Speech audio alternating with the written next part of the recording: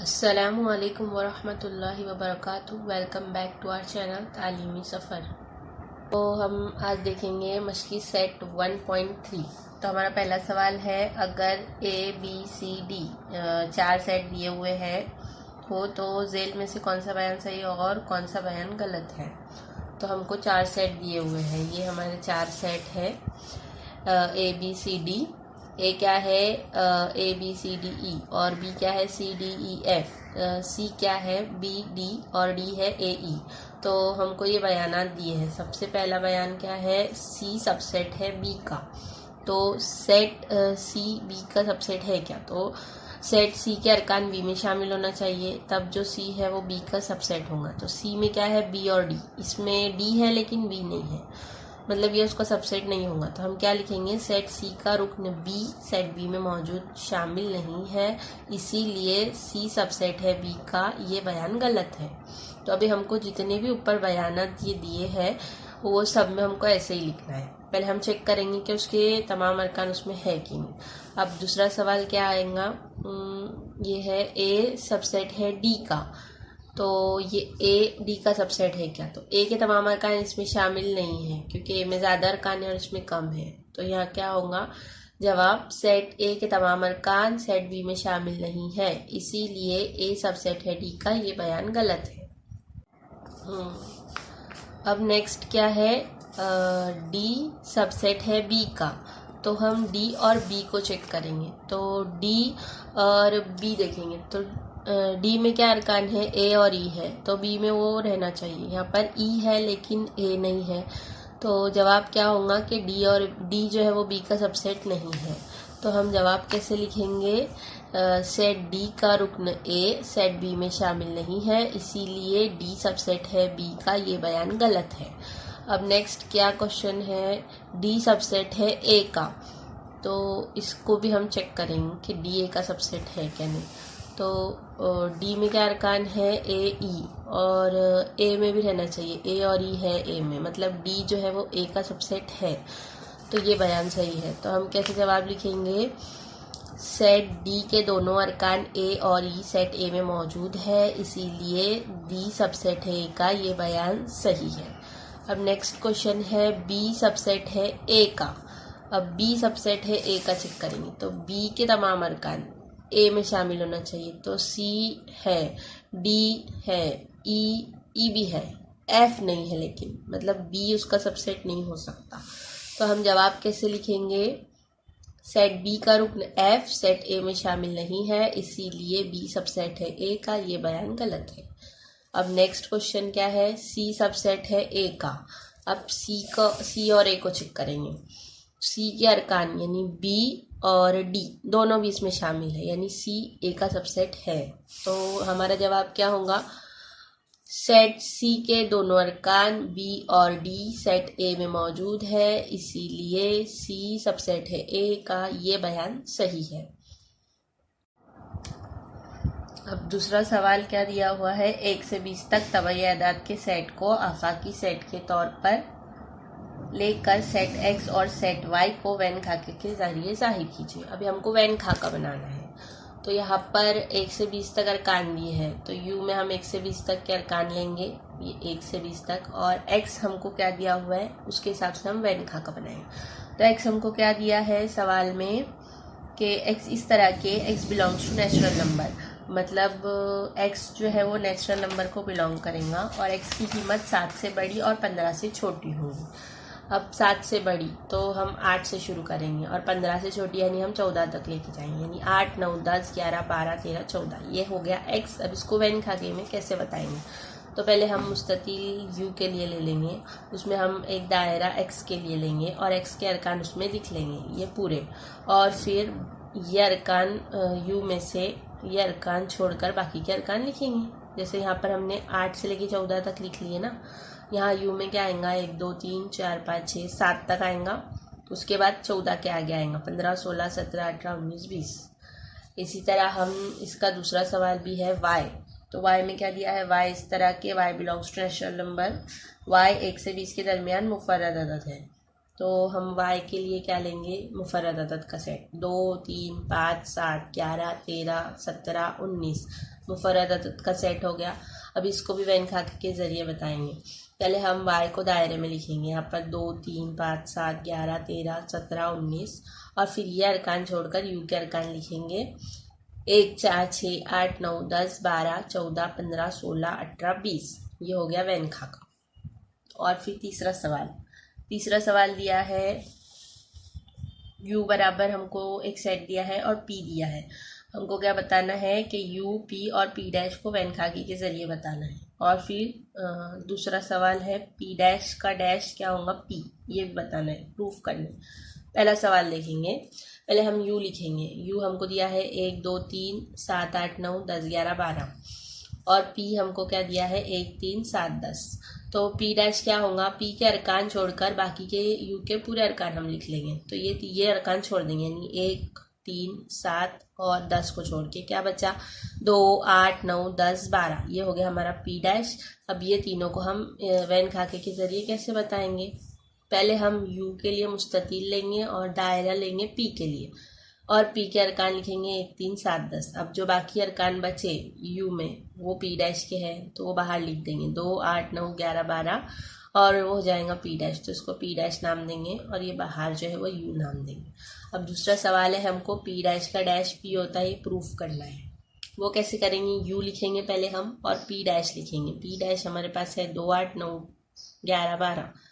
अब p dash का dash क्या होता है, u इंटरसेक्शन p, यानी हम लोगों को u में से p डैश के अरकान को निकालना है और बाकी के अरकान लिखने हैं।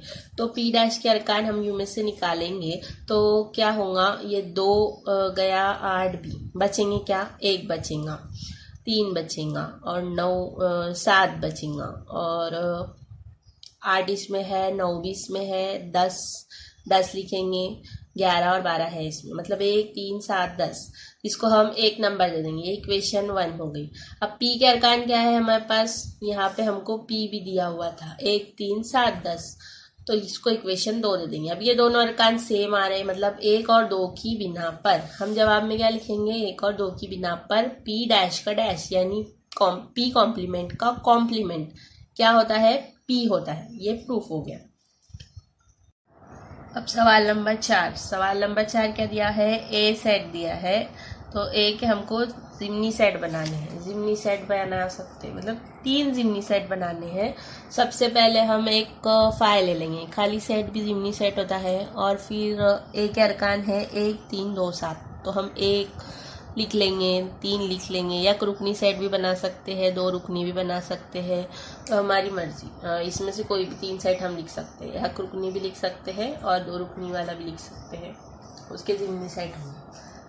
अब अगला सवाल क्या दिया है, सवाल नंबर 5, मंजिल में से कौन सा सेट किस सेट का ज़िम्नी सेट है, लिखिए।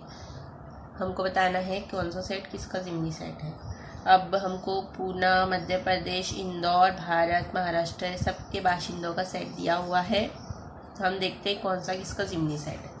सबसे पहले पूना के बाशिंदों का सेट p है, तो पूना के बाशिंदे महाराष्ट्र के भी बाशिंदे हैं, तो p सबसेट होगा h का। और पूना के बाशिंदे भारत के भी बाशिंदे हैं, तो p सबसेट होगा b का। इसी तरह इंदौर के बाशिंदे मध्य प्रदेश के बाशिंदे हैं, यानी I सबसेट होगा m का। और इंदौर के बाशिंदे भारत के भी बाशिंदे हैं, तो I सबसेट होगा b का। अब मध्य प्रदेश के बाशिंदे भारत के भी बाशिंदे हैं, यानी m सबसेट होगा b का। और महाराष्ट्र के बाशिंदे भारत के भी बाशिंदे हैं, तो h सबसेट होगा b का। ये सब हमको बस सवाल में देखना है कि पूना के लिए p दिया है, मध्य प्रदेश के लिए m दिया है और इंदौर के लिए I, भारत के लिए b। ये सब अलामत ध्यान रखकर हमको ये कौन सा किसका सबसेट होगा वो लिखना है। तो ये हमने सब लिख लिए। अब इसका जो ज़िम्नी सवाल है, सवाल नंबर 2, तो इसमें क्या दिया है हमको, मज़कूरा बाला में कौन सा सेट दीगर तमाम सेट के लिए आफाकी सेट के तौर पर लिया जाएगा। तो कौन सा सेट लिया जाएगा यहाँ पर, भारत, क्योंकि ये सब जो है वो भारत के अंदर ही आते हैं। तो हम जवाब कैसे लिखेंगे, मज़कूरा वाला सेट में तमाम सेट बी के ज़िम्नी सेट है। सेट बी है ना भारत के लिए, तो वो सेट बी के ज़िमनी सेट है। इसीलिए बी यानी भारत के बाशिंदों का सेट को आफाकी सेट के तौर पर लिया जा सकता है। ये हो गया हमारा सवाल। अब अगला सवाल क्या है, सवाल नंबर 6। सवाल नंबर 6 में क्या दिया है, जेल में कुछ सेट दिए गए हैं, इनका मुताला करते वक्त कौन सा सेट इन तमाम सेट के लिए आफाकी सेट के तौर पर लिया जा सकता है। ये हमारा सवाल नंबर 6 है। तो सवाल नंबर 6 में हमको सबसे पहले सवाल में क्या दिया है, ए बी सी 3 सेट दिए हुए हैं। ए क्या है, 5 के ज़ाफ में आदाद का सेट। बी वो क्या आएगा हमारा, ये आएगा 5, 10, 15। और बी क्या दिया हुआ है, 7 के पहाड़े के आदाद का सेट, तो 7 का पहाड़ा 7, 14, 21 आगे तक। और सी क्या दिया हुआ है, 12 के ज़ाफ में आदाद का सेट, तो ये सी है 12, 24, 36, ये सी आ गया। अब हमको इन सब के लिए आफाकी सेट क्या ले सकते हैं, तो ये सब नेचुरल नंबर भी हो सकते हैं, होल नंबर भी हो सकते हैं। तो हम ऐसा लिखेंगे n बराबर 1, 2, 3 आगे तक लिखेंगे, और ये w बराबर 0, 1, 2, 3 यानी n और w ये दोनों को ले सकते हैं हम लोग आफाकी सेट, यूनिवर्सल सेट। तो जवाब किस तरह लिखेंगे, सेट a, b और c ये तमाम सेट n और w के ज़िमनी सेट है, n और w के ज़िमनी सेट है ना। तो n और w किसी भी सेट को सेट a, b और c के लिए आफाकी सेट के तौर पर लिया जा सकता है। ये सवाल नंबर 6 का जवाब हो गया। इसी का ज़िमनी सवाल भी हमको दिया हुआ है दूसरा, उसमें हमको p दिया है 4 के ज़ाफ में आदाद का सेट, 4, 8, 12 और आगे तक ये 4 के ज़ाफ होंगे।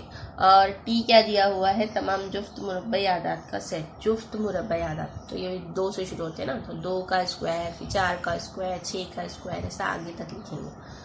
अब यहाँ पर हमको शुरू करते हैं वो ही दिया है, लास्ट में क्या आएगा वो नहीं दिया है कि कितने आदाद आएंगे, जुफ्त आदाद कहाँ तक लेने हैं, तो हम इन्फिनिटी तक के ही लेंगे।